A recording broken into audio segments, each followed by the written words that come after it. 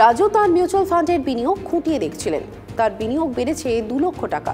রাজু তার বন্ধু মুকেশের থেকে জানতে চান তার বিনিয়োগ কত বেড়েছে। মুকেশ বলেন যে তার বিনিয়োগ বেড়েছে 2,70,000 টাকা।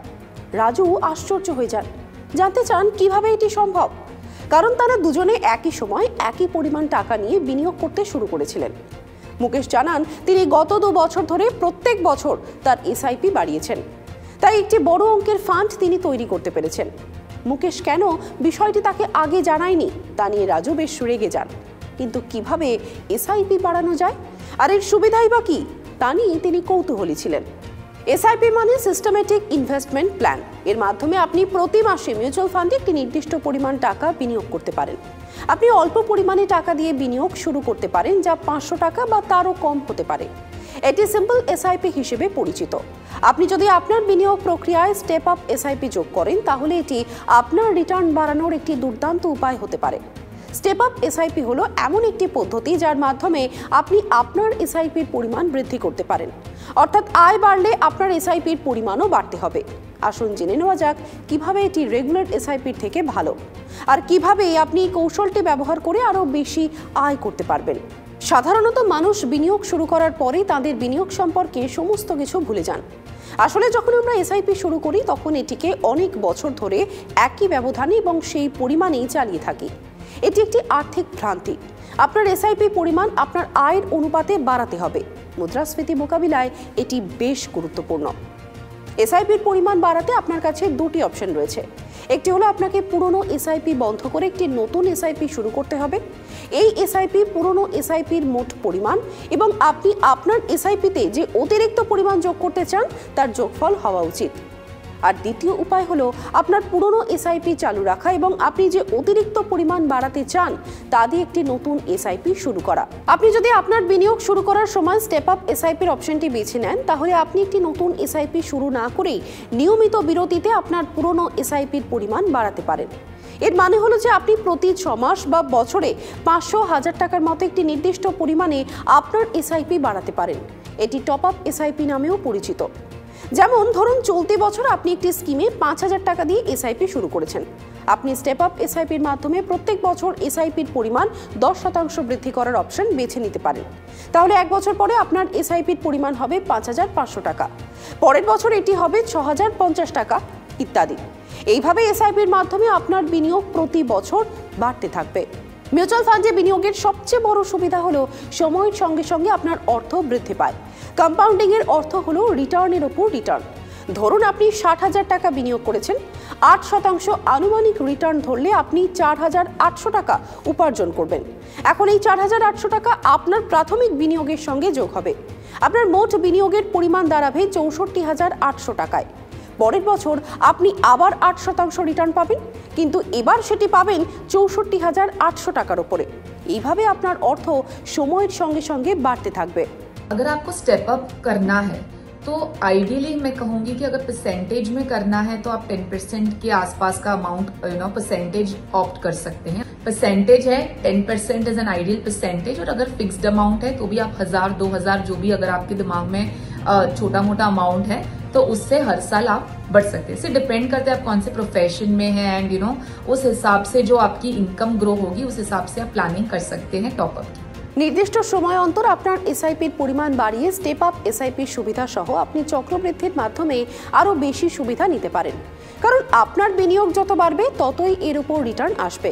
এটি আপনার বিনিয়োগের বৃদ্ধিকে আরও ত্বরান্বিত করবে।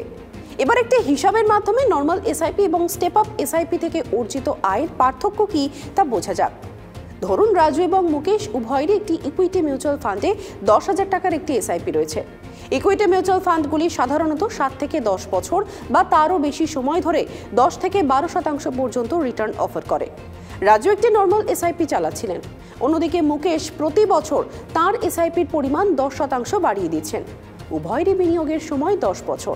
মানি 9 এসআইপি ক্যালকুলেটর ব্যবহার করে আমরা রাজুর বিনিয়োগের ভবিষ্যৎ মূল্য দেখতে পাবো। যদি মাসিক এসআইপির পরিমাণ হয় 10,000 টাকা আর আনুমানিক রিটার্ন হয় 12% এবং বিনিয়োগের সময় 10 বছর হলে 10 বছর পর রাজুর ফান্ড হবে 23,23,391 টাকা। এর মধ্যে 12 লক্ষ টাকা হলো বিনিয়োগের পরিমাণ আর 11,23,000 টাকা হলো আনুমানিক উপার্জন। অন্যদিকে মুকেশও 10,000 টাকা দিয়ে শুরু করেছিলেন, কিন্তু তিনি প্রতি বছর তার এসআইপি 10% বাড়িয়েছেন। সুতরাং 10 বছরে তিনি মোট 19,12,491 টাকা জমা করেছেন, আর 12% আনুমানিক রিটার্ন ধরলে 14,61,835 টাকা উপার্জন করেছেন।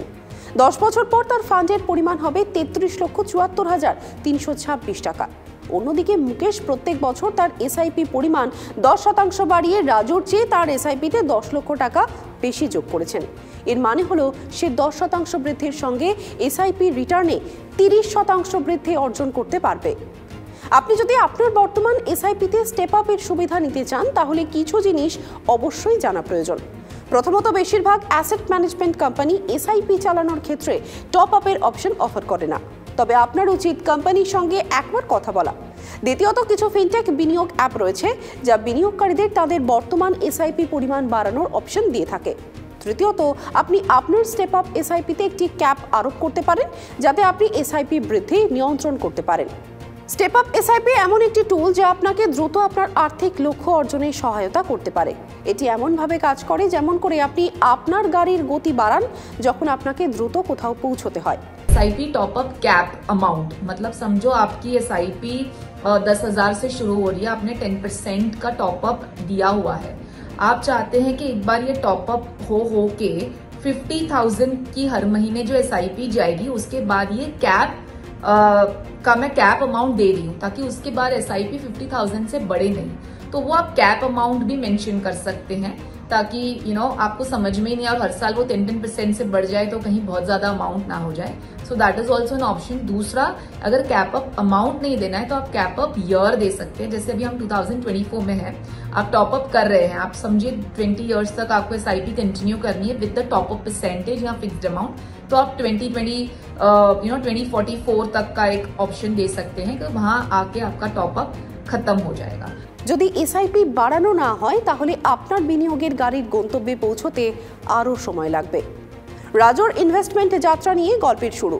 সন্দেহ নেই, রাজু এসআইপি শুরু করে একটি ভালো কাজই করেছেন, কিন্তু মনে রাখবেন, শুধু এসআইপি শুরু করাই যথেষ্ট নয়, এটি প্রত্যেক বছর বৃদ্ধি করাও গুরুত্বপূর্ণ।